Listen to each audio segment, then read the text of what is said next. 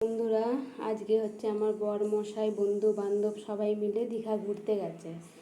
তো ও বাড়ি কোথাও চলে গেলে আমি রাগে হচ্ছে সেরকম কিছু রান্না করি না। আমি রেগে যাই বলে যে হ্যাঁ একা একা চলে যাচ্ছ, আমাদেরকে নিয়ে যাচ্ছ না, না আমাদেরকেও নিয়ে যায়, কিন্তু মাঝে সাঝে তো বন্ধুদেরকেও টাইম দিতে হয়, নাহলে বন্ধু বান্ধবরা রেগে যাবে।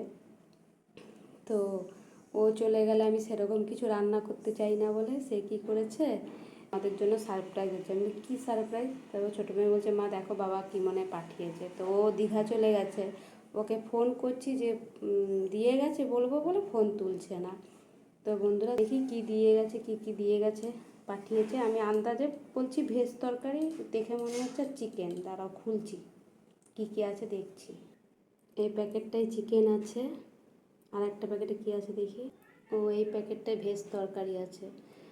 তো আমার শরীরটাও একটু ভালো নেই, খারাপ আছে। তো ও জানে যে হয়তো রান্না করব কি করব না, ওর জন্য সে হচ্ছে যে ভেজ সব রকম দিয়ে একটা ভেজ তরকারি পাঠিয়েছে আর চিকেন পাঠিয়েছে।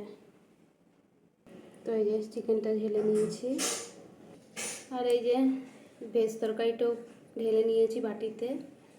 তো সত্যি কথা বলতে কি, মানে ঘরে যদি মানে বড় মানুষ কেউ খায় না, রান্না করতে ইচ্ছা করে। তো আমার মেয়েরা আর কতটুকু খায়।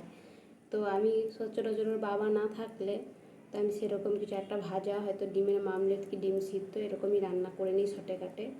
তো দুদিনের জন্য গেছে ঘুরতে, আজকে ভোরবেলায় বেরিয়েছে, তো কালকে রাত্রের মধ্যে ঢুকে যাবে।